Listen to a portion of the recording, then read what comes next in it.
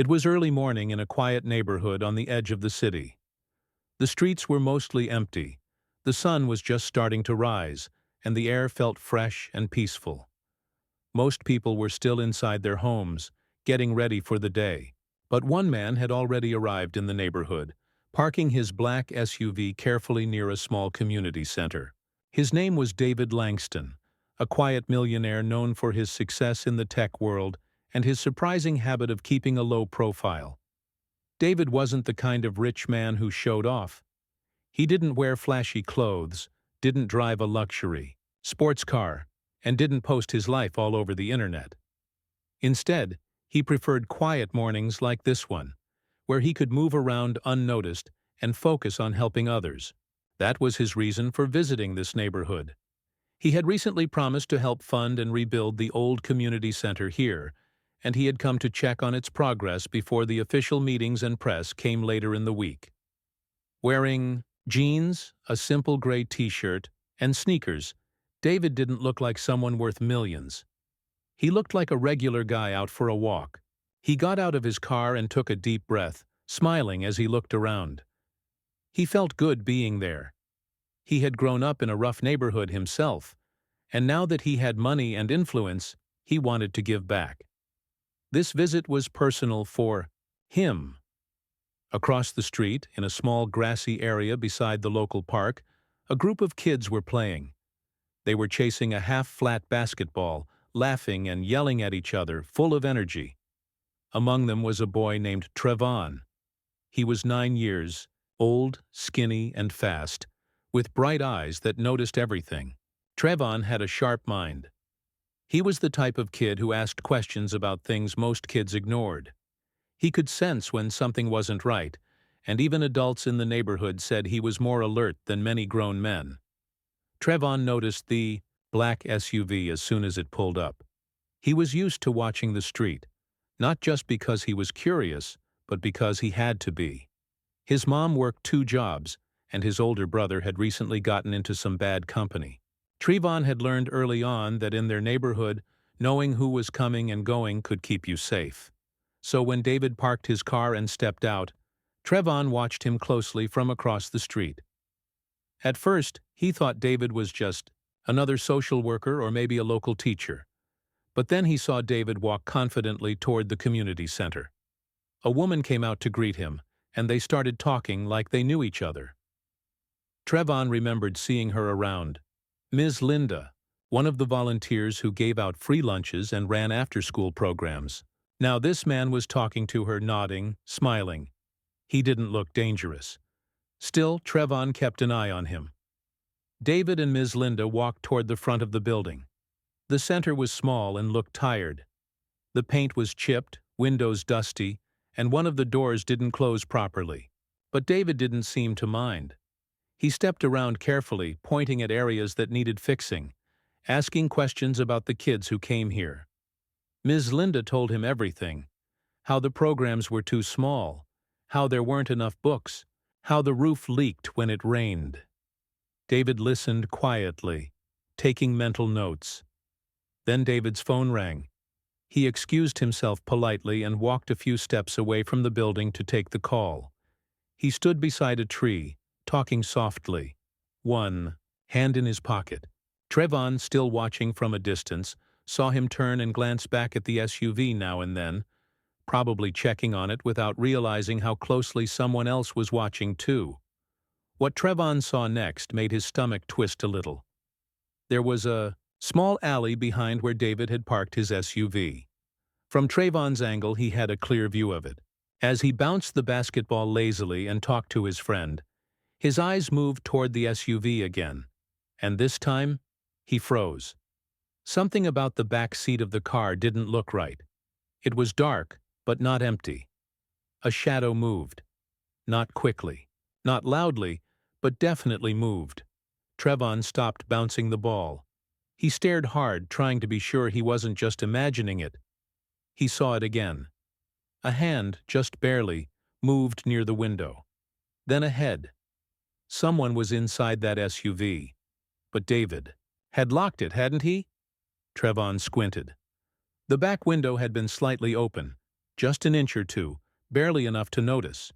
That's when it clicked in his mind. Someone had quietly entered the car, while David wasn't paying attention. Now Trevon felt the tension in his chest rise.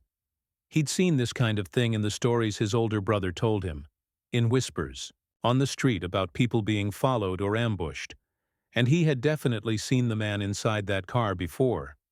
Not close up, but enough to know the face. The man was wearing a hoodie, pulled low, and his eyes kept scanning the area. He looked nervous, jumpy, like he was waiting. Trevon's heart was beating fast now. He looked back at David, who was still on the phone, starting to walk toward the car again. Trevon didn't know what to do. Should he run? Tell an adult? He didn't even know this man's name, but something inside him said he couldn't stay quiet. He dropped the basketball, then without thinking twice, he shouted as loud as he could, "Don't get in the car!" His voice echoed through the street. The other kids stopped and turned to stare. David looked up, confused. Trevon ran a few steps forward, waving his hands, shouting again, "Hey, don't get in! Someone's in your car!"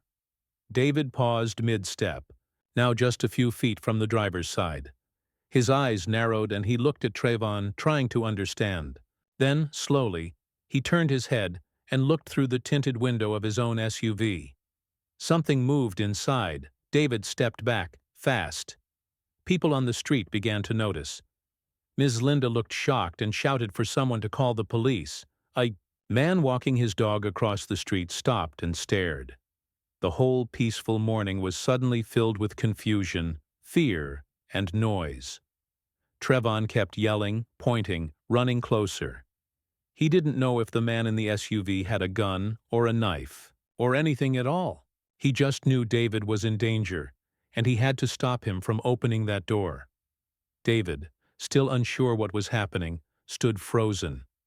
Then he saw a face behind the window glass, angry, surprised, and dangerous. That was enough for him to know. Trevon wasn't just making things up. He stepped back again, hands raised slightly as if telling the man inside he wasn't going to approach. But it was too late. The situation had already started to change. The man inside the car knew he'd been seen. And now, the story was no longer just about a quiet visit to a poor neighborhood. Something far more serious was unfolding. And it had all started with a little boy's sharp eyes and one loud warning. Trevon's shout hung in the air like an alarm bell. "Don't get in the car!" His voice was sharp, loud, and full of fear. Everyone nearby turned to look. David, who had just finished his phone call, stopped walking. His hand was just inches from the car door handle. He looked across the street, confused, and saw a small boy running toward him, waving his arms and shouting again, "Hey, there's someone in your car!" For a second, David didn't know how to react. Who was this? Boy? Was it a joke? But the look on the child's face was serious. Dead serious. David turned toward the car and took a slow step back. His heart started to beat faster. He leaned forward just a little to look through the back window, and what he saw made the blood in his body run cold. A man was crouched low in the back seat. His eyes were wide now, staring back at David with anger and panic. His face was half covered by a hoodie, but David could clearly see that he didn't belong there. The man didn't move right away, but his presence alone was terrifying. Across the street, Trevon kept running. His legs were small, but his fear pushed him forward like a rocket. The other kids stared at him, unsure whether to follow or stay behind. Adults nearby started noticing the commotion. A woman on her porch dropped her cup of tea. Someone yelled, "Call 911!" Another man ran into his house to grab his phone. David, still backing away, now felt completely exposed. This wasn't just a trespasser. The way the man in the car was crouched, the way he didn't panic or jump out right away, it felt calculated. This person wasn't surprised to be caught. He had a plan. He had been waiting for David to open the door. Trevon finally reached him and grabbed his arm, pulling him back. "You can't get in. That's snaps." That's Snaps Carter. He's dangerous. David looked down at the boy, shocked. Snaps? Trevon nodded fast, breathing hard. I seen him before. He used to come around here before he got locked up. My brother told me to stay away from him. He's bad. Real bad? David didn't know what to say. He had heard that name before. Raymond Snaps Carter. He had read about him in a news story a few months ago. A gang enforcer arrested for assault and threats, recently released. How was he in David's car?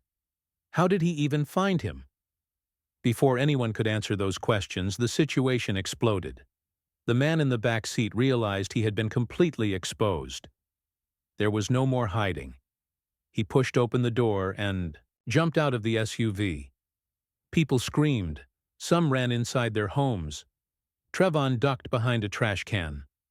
David froze again, unsure of what the man would do next. Snaps had a gun in his hand. He didn't fire it. Not yet.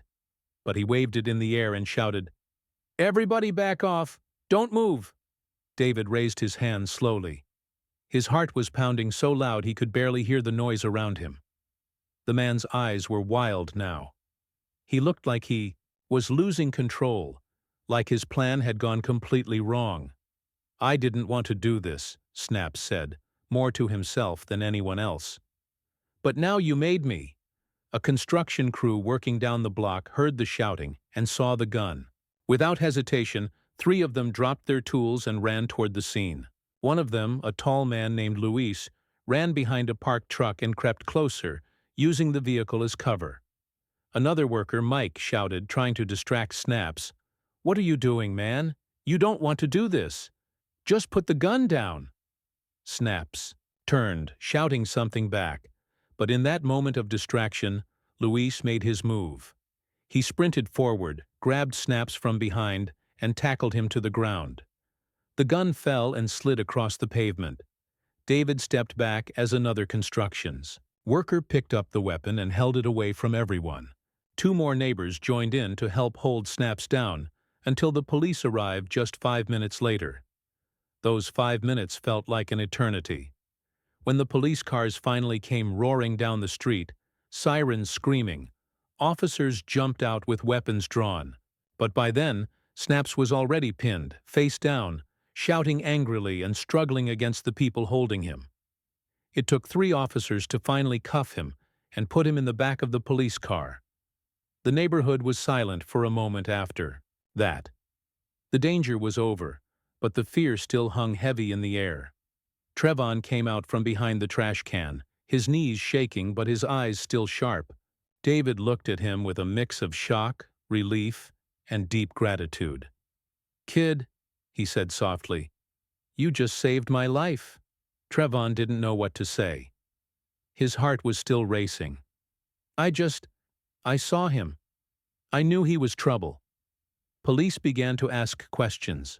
They spoke to David, to Trevon, to Ms. Linda, to the construction workers. Everyone gave their version of what had happened. Officers were shocked to hear that a child had been the one to first notice the threat. Trevon told them everything he saw: the cracked window, the movement, the man's face. He described Snaps in detail, explained how he recognized him from the neighborhood, and why he had shouted in the first place. David explained his visit, his background, and how he had no idea anyone could have followed him or targeted him. But the police soon told him something that made his blood run cold. They had been tracking Snaps for weeks. After his release from prison, he had disappeared. But they suspected he was part of a new criminal ring involved in kidnappings and extortion. The ring had started targeting wealthy individuals who were known to work alone or visit poor areas unguarded. David fit that description perfectly. A rich man with a big heart, working quietly, without a security team. Snaps had probably been following him for days, watching his movements, waiting for the right moment.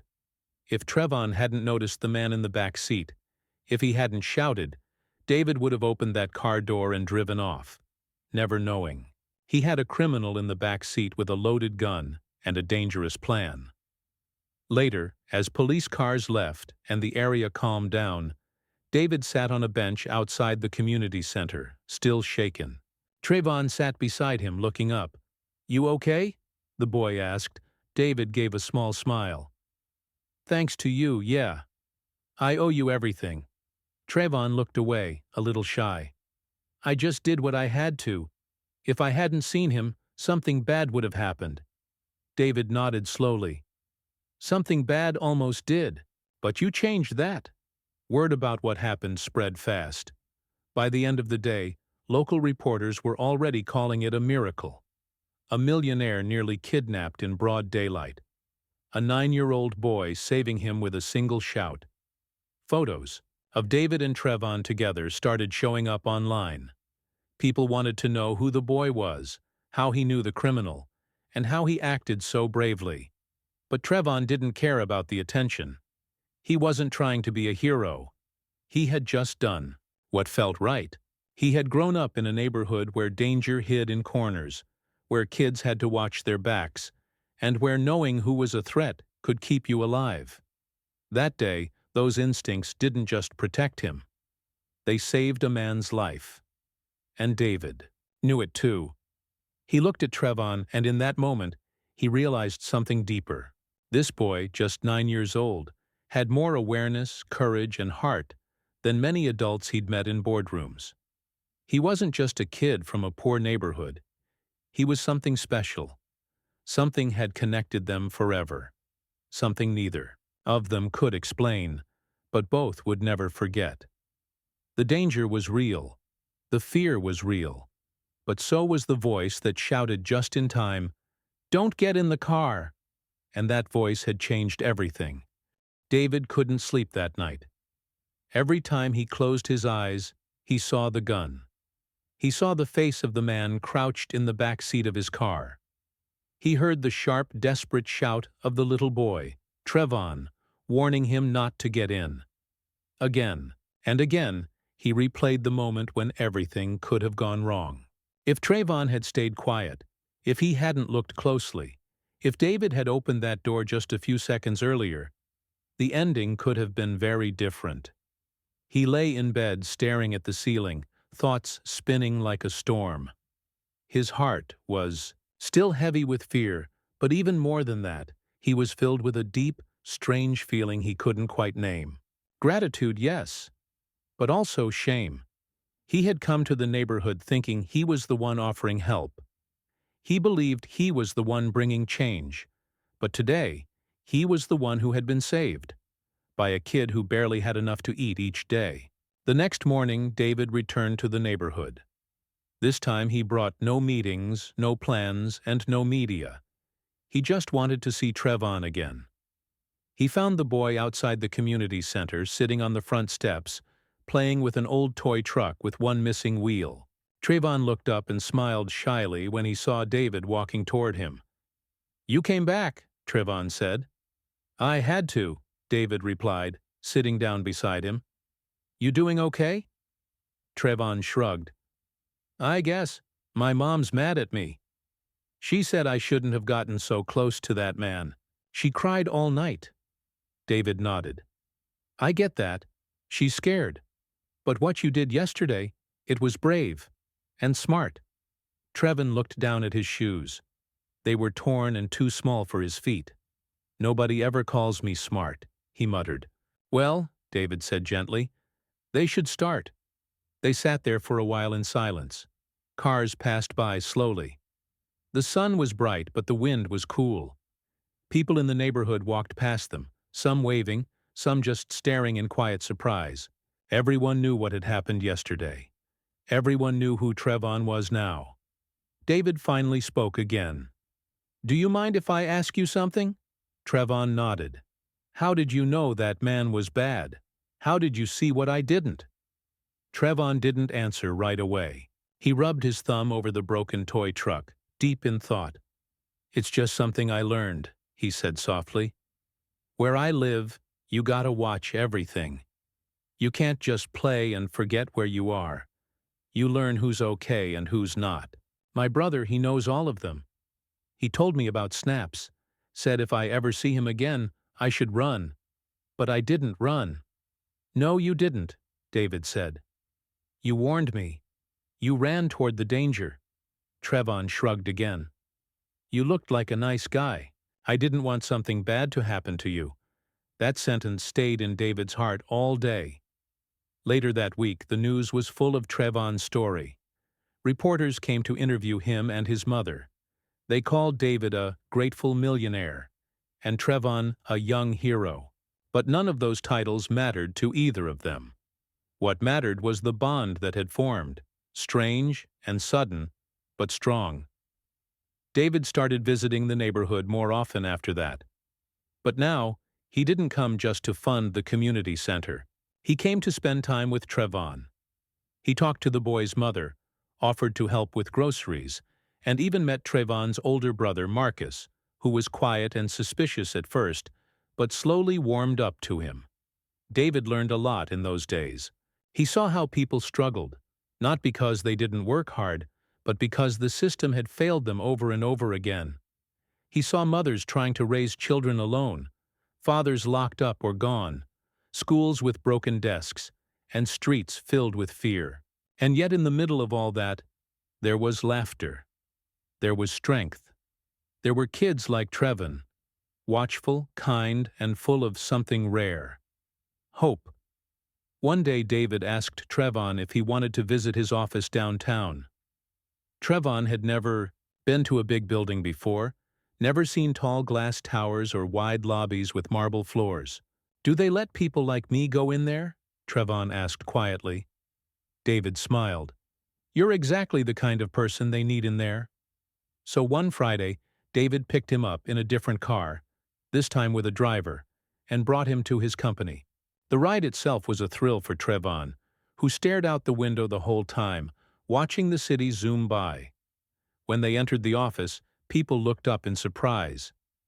David didn't usually bring guests, especially not children, but he walked, with Trevon proudly by his side, introducing him to everyone as "my young friend who saved my life." Trevon was shy at first, but when he saw the computer screens, the robots, and the people working on cool tech, his eyes lit up. David showed him around, explained how things worked, and let him try a few gadgets. For the first time, Trevon imagined himself doing something more than just surviving. He imagined a life where he could build things, create things, be someone people listened to. At lunch, they sat in the company's cafeteria. Trevon ate a huge burger, while David sipped coffee. "You ever think about what you want to be when you grow up?" David asked. Trevon nodded slowly. "I used to want to be a firefighter, but now, I think maybe I want to do something like you." "Like me?" "Yeah. You help people, you make stuff, and people listen to you." David smiled. "You can be whatever you want, Trevon. You just need someone to believe in you." Trevon looked up, his voice almost a whisper. "Do you believe in me?" David didn't answer right away. Instead, he leaned forward, looked him in the eye, and said, "With everything I've got." After that, their connection grew even stronger. David helped Trevon with school. He paid for a tutor, bought him books, and even set up a small computer lab at the community center. But he didn't just give things, he gave time. He came by to play basketball, helped kids with their homework, and sat with parents who needed someone to listen. Trevon's mother cried the first time she saw her son reading a chapter book on his own. Marcus, the older brother, stopped hanging out with dangerous kids and started working part-time with David's construction team. The neighborhood began to change, not because David threw money at it, but because he showed up every day, without cameras, without speeches, just like Trevon had shown up for him when it mattered most. Months passed, and the memory of that day, the near kidnapping, the shout, the man with the gun, faded slowly. But for David and Trevon, it never truly disappeared. It stayed in their hearts, not as a shadow, but as a reminder of how quickly life can turn, and how one voice can change everything. Sometimes people ask David why he spent so much time with that little boy. why he chose to help one family in a world filled with so much need. He always gave the same answer: because he saved me before I even knew I needed saving. And when they asked Trevon what it felt like to be called a hero, he just shrugged and said, "I didn't do it to be a hero. I just saw something bad and did something about it." In a world where most people look away, one small boy looked closer. He spoke up. He took action. And in doing so, he changed not just one life, but many. That was the kind of hero he was. Not the loud kind, not the one in capes, but the kind who watches, who cares, and who doesn't wait for someone else to do the right thing. And in David's eyes, that made Trevon one of the greatest people he had ever met. David stood on the balcony of his apartment watching the city lights sparkle like stars below. It had been 6 months since the day Trevon had saved his life, but that moment still lived fresh in his memory. So much had changed since then. He was not just a businessman anymore. He was something more: a mentor, a friend, and, in many ways, a student of life. Every visit to Trevon's neighborhood had taught him things money could never buy: how to listen with your heart, how to earn trust, and how to show up for people when it really mattered. He had always believed success came from ideas and hard work, but now he realized something deeper. Real success came from connection, from purpose, and from the courage to care. The community center that once looked run down now had new paint, working lights, computers, and shelves full of books. But more importantly, it had life. Kids played outside without fear. Parents gathered inside to share stories and laughter. David had become a familiar face, not the rich man from outside, but Mr. D, as the children called him.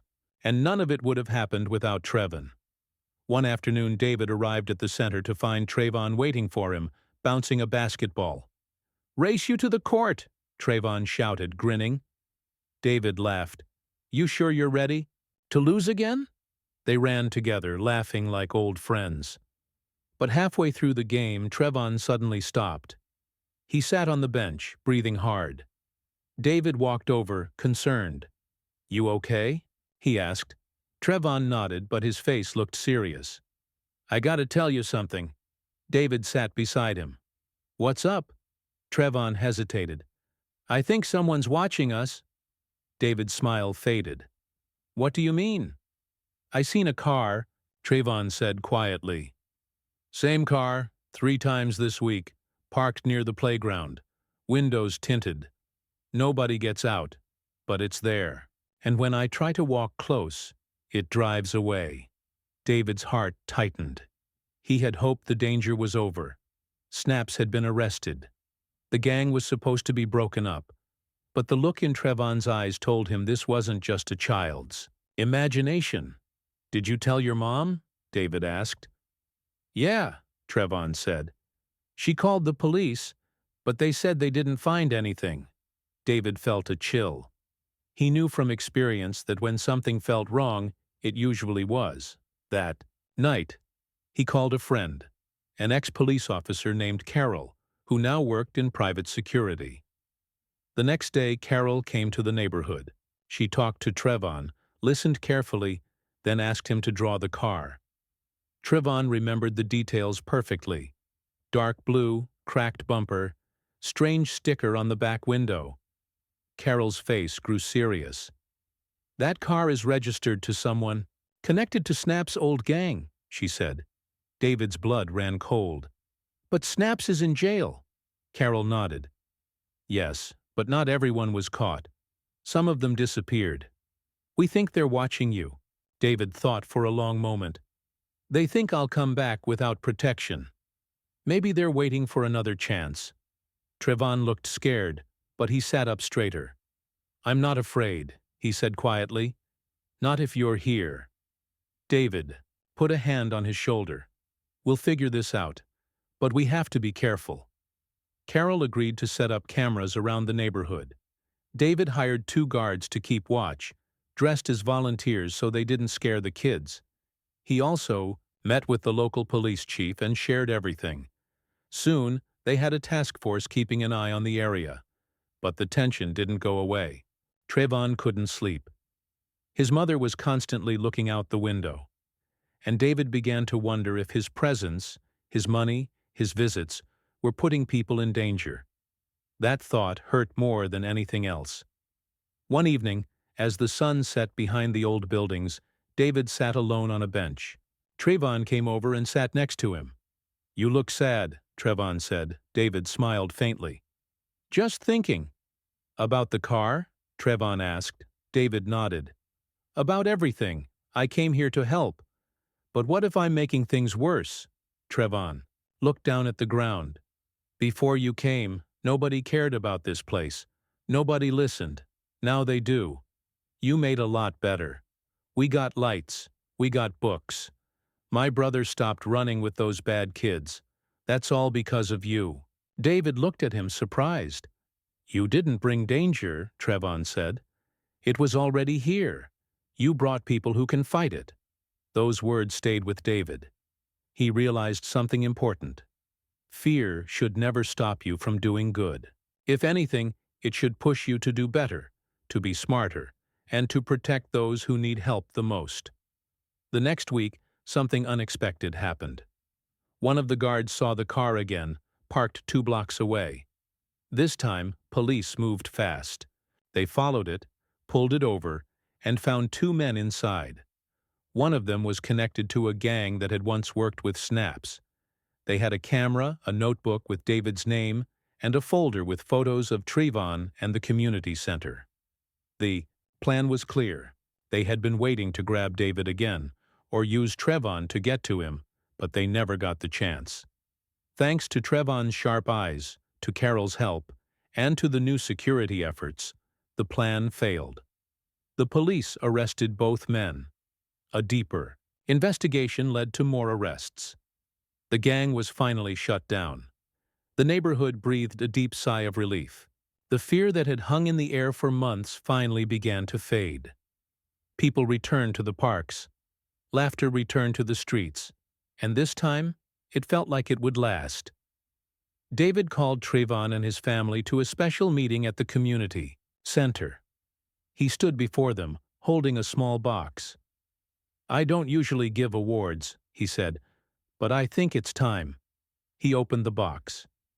Inside was a silver medallion, engraved with Trayvon's name and the words, "For courage and heart." Beyond measure, everyone clapped. Trayvon smiled, shy as always, but proud. David knelt down. "You didn't just save me once," he said. "You saved this whole place. Twice." Trayvon looked up at him. "We saved it together." After the ceremony, people gathered for food, music, and dancing. Kids played tag. Adults shared stories. It felt like a festival, a celebration of survival, of hope. As the sun went down, David and Trayvon sat together on the steps of the community center. "Do you still think about that day?" David asked. Trayvon nodded. "Every night. I see the man. I hear my voice shouting. Sometimes I get scared, but then I remember what came after." David looked at him. "What came after?" "You," Trayvon said. "Books, computers, my brother smiling again, people who believe in us." David smiled. "You gave me something too." "What's that?" Reason." Trayvon didn't answer, but he leaned his head against David's arm. For a long time they sat there in silence, watching the stars come out one by one. Sometimes the world can be dark. Danger hides in corners. Pain walks the same streets as children. But in those places, there are also people like Trayvon. Small but strong, quiet but brave. And there are people like David, who learn, who grow, and who choose not to walk away. Together, they had faced fear. Together, they had stopped it. And now together they were building something better. Not just a safer neighborhood, a new beginning. It had been nearly a year since the day a little boy shouted, "Don't get in the car!" That single moment had changed everything. David still remembered how Trevon's voice had sliced through the quiet afternoon, how it had saved him from walking straight into a trap, and how it had started something much bigger than either of them could have imagined. Now, standing in front of the same community center that once struggled to keep its doors open, David felt overwhelmed. The once forgotten place was full of life, and it all began because one boy decided to speak up when no one else would. The morning sun lit up the sky as neighbors gathered around the community center. There were banners and balloons, children laughing, music playing from speakers, and the smell of food drifting from tables. It was the grand opening of the new library and tech hub, something David had been working on for months. But it wasn't just a building that was being celebrated. It was a new chapter, a new dream, born out of courage, friendship, and faith. Trevon stood near the entrance with his mother and older brother Marcus. He wore a clean white shirt, tucked into his jeans, and held a paper in his hand. His speech. He'd been practicing it for days. David stood beside him, smiling, trying to keep his own nerves calm. This wasn't just about bricks and books. This was about what they had all been through together. The fear, the threats, the narrow escape, and the transformation that followed. As the crowd settled, David stepped forward first. He took a deep breath and looked around at the faces in front of him. Teachers, parents, city officials, business partners, kids. People who once didn't believe change was possible were now standing together, proud and hopeful. "I came to this neighborhood for the first time thinking I had something to offer," David said. "I had money, I had plans, I had ideas, but what I didn't have was understanding. That came later. That came from the people here, especially one young man who, without knowing me, without needing to, saved my life." He paused and looked at Trevon, who looked down shyly. "This center, this library, this tech hub, they're not mine. They're yours, built from your strength, your stories, and your voices. And one voice, in particular, changed everything." David stepped aside. The crowd clapped as Trevon walked up to the microphone, holding his speech in both hands. He looked out at the crowd and swallowed hard. His mom gave him a thumbs up. David smiled warmly. "Hi," Trevon began softly. "Most of you know me. My name is Trevon. I live 2 blocks that way. I like basketball, comic books, and playing with my little cousin. I also once stopped a millionaire from getting kidnapped." The crowd laughed gently. Trevon smiled. "But today isn't about that day. It's about what came after. I didn't know Mr. David before. He was just a guy with a fancy car. I didn't think he'd ever come back after that day. But he did, again and again. He came back when it was hot. He came when it rained. He helped us with homework. He helped my mom when she was sick. He helped my brother get his first job." Trevon paused and took a deep breath. "Before all that, I didn't think people cared about us. I thought maybe our neighborhood didn't matter to anyone outside of it. But now, we have a place where we can learn new things. A place where we feel safe. A place where our voices get heard." He looked directly at David. "Thank you for listening to my voice when I shouted. And thank you for still listening now." The crowd clapped, some people wiping away tears. David felt a lump rise in his throat. After the speeches, people were invited inside. The new tech hub had rows of computers, a coding lab, virtual reality headsets, and a small recording studio. The library had colorful shelves filled with books, beanbags for reading corners, and study tables for group learning. Children ran in and out excitedly, picking up books, exploring games, and asking endless questions. Later in the afternoon, David and Trevon sat on the steps, just like they used to. "Did I do okay?" Trevon asked. "You did more than okay," David replied. "You were honest. That's what people remember." Trevon smiled, then looked out at the people walking in and out of the building. "It feels different now, like we're not alone anymore. You're not, David said. And you never were. People just needed a reason to come together. Trevon nodded. So, what happens next? David laughed. Well, that's the exciting part. We keep building. Not just buildings, ideas, futures, possibilities. You said you wanted to do something like me, right? Yeah, Trevon said. I still do. Well, then maybe it's time to start thinking about what you want to create next. They sat in silence again, but it was a peaceful silence, the kind that comes after a storm, when the sun begins to shine again. Over the next few months, the neighborhood kept changing. The tech hub started running weekly coding classes. Teenagers who once spent their time on the streets were now building websites, learning design, and working on creative projects. Marcus, Trevon's brother, became one of the lead instructors. He talked about his past openly, warning kids about the choices he once made, and showing them a different path. Trevon, now more confident than ever, helped younger kids with reading and computers. He became a small leader, never loud, never pushy, but always present. People respected him. And David? He took a step back, letting the community lead. He funded new projects quietly, supported local leaders, and continued mentoring Trevon privately. One day Trevon brought David a sketchbook filled with drawings. I've been thinking, he said, what if we made an app for kids like me? One that shows safe places in their neighborhoods. One that teaches how to speak up when something feels wrong. David turned the pages and smiled. You're already thinking like a builder. You'll help me? Trevon asked. Of course, David said, but only if you promise me something. What's that?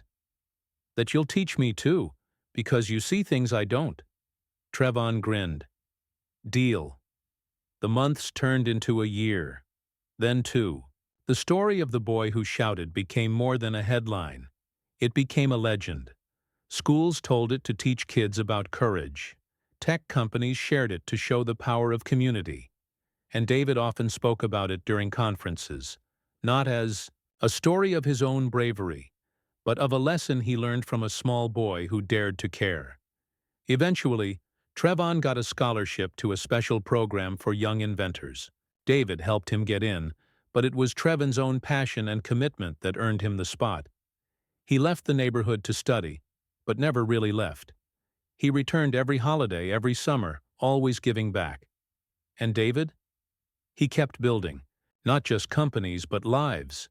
He started a foundation named after Trevon, the Shout Foundation, dedicated to finding and supporting young voices that speak up for what's right. One evening, years later, they met again. Older, different, but still connected by that one moment. You still remember? Trevon asked. Every day, David replied.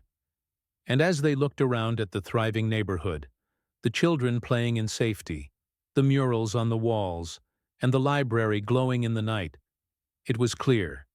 It all started with a boy who shouted 3 words, and a man who decided to listen.